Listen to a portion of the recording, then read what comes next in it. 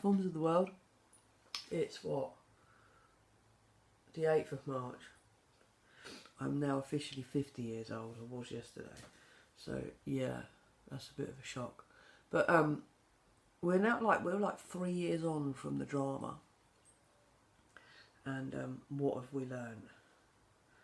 Well, what I've learned is to trust one's own instinctual survival mechanism, because we hear people bang on about survival of the fittest all the time. And surely, when the pandemic started, everyone panicked from fear of all different things, and I don't think everyone has the confidence to trust what they instinctively feel and have to believe experts with certain things. Now, I've always been quite a cocky cunt, and I've always questioned, and you know, I suppose that can sometimes make me come across quite arrogant, but it certainly does with some things, you know, like I know I can sing, and when someone compliments me, I'm not very good at taking compliments, so I come across quite arrogant with my response. But when it comes to anything, like myself and Mark were sitting here yesterday talking about rear-wheel drive cars and front-wheel drive cars, and he said, oh, you know, the moment it snowed, you couldn't take my ex-wife's car out. I said, what? Because it is rear-wheel drive. Because rear-wheel drive cars are crap in the snow. So then it moved to a conversation, because we were under the influence of herbal, as to why would you bother with a rear-wheel drive car in comparison to a front-wheel drive car, when a front-wheel drive car is obviously less strategically expensive and lots of other reasons, and you'd think the downforce was more. So anyway, we sat there, and without knowing, we came to the conclusion that rear-wheel drive cars were a more expensive version, and that you probably had more control and traction when driving in dry conditions, and that they were more expensive, and that it made no sense for the industry to build rear-wheel drive cars unless they were a performance vehicle. Anyway, when we looked it up, it turned out we were right. Now, we devised this from just using logic and common sense. We went, well, okay, it could be this, it could be that, it could be this. And I do that with a lot of things, including my health. You know, health is wealth, isn't it? You know, obviously there's times when our genes and our genetic makeup and what we're given with, the tools we're given with, might have a default or an issue or a problem, and that can cause us to have diseases or issues. But if you've been fine and in good health, and you know something hasn't broke, you know, like something's chipped off, you know, like our car's brake wears out, things like that. Things within the human body wear out and break. We know this, it's wear and tear.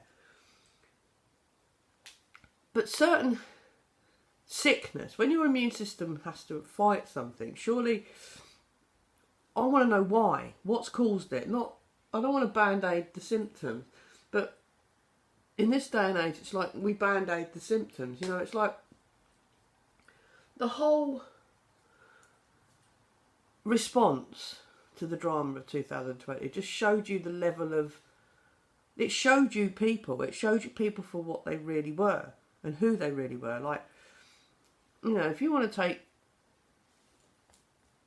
Go ahead. I have an opinion, but I'm not going to bully you because of it, and I'm not going to restrict you from doing things because of it, or, you know. And there was some people on my side of the fence who were like, I ain't going near someone like that if they've had that, it leaks.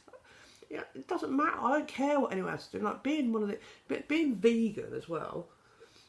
You know, particularly when I say the word vegan, people go, their backs are up straight away, thinking that you think that they hate animals because they eat them. I couldn't give a fuck what people do. Do what you want.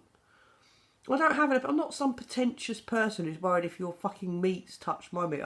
I'm not here to disrupt other people's lives or cause them any form of aggravation.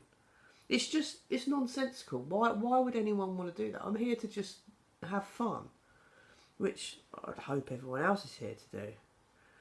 But there was this conquer and divide mentality all the way through it, you know. And if you didn't want to do this, and the amount of shit, it's just militants. It was on like a real sort of Nazi level. And 3 years on, all the shit comes out now that, oh, that wasn't very good, this was irrelevant, why did we do that, why did we use that, that was a pointless situation, this was that, this was that, this was that. But I got shot down for saying things like that because people were scared, because they had that box on that brainwashes them. You know, I know not everyone can think for themselves, but surely people can read fucking instructions. How do people find it this hard? I don't...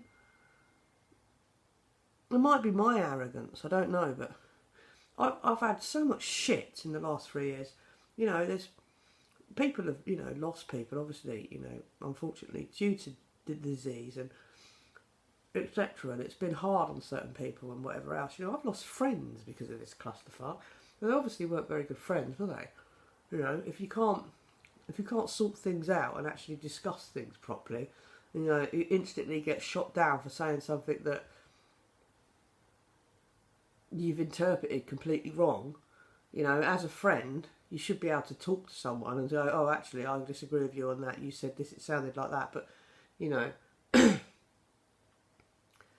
it seems my opinion on anything like this, I'm wrong and how dare me and all this sort of stuff. And it's like, what the fuck, man? It's like half the sicknesses that are out there are caused by a lot of things, that lifestyle choices. You know, I've always been, prior to about 3 or 4 years ago, I've always been slightly overweight. Not stupidly, obesely, you know, obscenely overweight, but I've always been slightly overweight. There's always been different reasons as to some people are overweight, some people ain't. But, you know, your body's going to struggle if you've got too much weight it's carrying. If you're carrying 2 stone more and you've got a bad back, you know, there's your answer. Maybe the 2 stone extra that you're carrying might be the reason why your back aches, because when I go to the gym and sit in a leg press and put 150 kilos on a leg press and push that for 4 sets of 10, my back aches the next day because it's had pressure, it's been compressed slightly, you know. So there's loads of reasons as to why things, whatever, but your body can deal with a lot of stuff and you can put it under a lot of duress, but the key is balance and moderation, and it's balance and moderation with everything, I think, in life in general.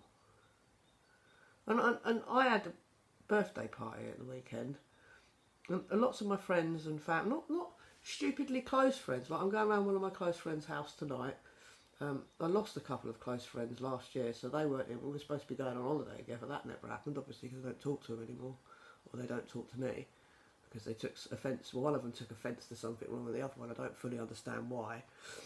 Just still to this day doesn't make any fucking sense. But, you know, whatever. And one of my other friends has recently got in a relationship and got married, and is doing, you know, she gets in this zone for a bit. I'll probably catch up with them soon, but not many of my close friends came to my house for my birthday party. A lot of my close friends I've made from work came, and it turns out that I've got a lot of people who really care about me and really think that I'm a nice person, and I didn't realise that. And the love and the care and just the way people were, it put my faith back in humanity in a way that, you know, I was getting to the point where maybe I should turn into a nasty person, maybe I should be horrible to people, maybe I should treat people how some people have treated me. And, you know, will that make me feel better? No, that just will make me as bad as them people. You know, it lowers you back down to a different level. It turns out that I ain't a horrible person, I ain't a bad person. And, you know, I can understand now and see how trauma in people's lives can affect their psyche and the person they are. Just because someone's horrible to you or treats you badly, it doesn't mean that you need to turn into that horrible person, does it? Why change who you are? Still carry on being kind, especially if you've been kind and loving and caring and all those things, which, you know, I shout into a camera and rant and say my opinion. If you actually know me as an individual, you know that I'm not a horrible person who goes around fucking patronising and putting people down. But when you're on this truth campaign and you have to talk about things that people don't want to talk about, you have to put your neck on the line, you get shot down. You know, I don't do this for fun. I do this because I literally care. So, I just wanted to sort of vlog about that a little bit. Anyway, peace, love and light. Catch you in the next one.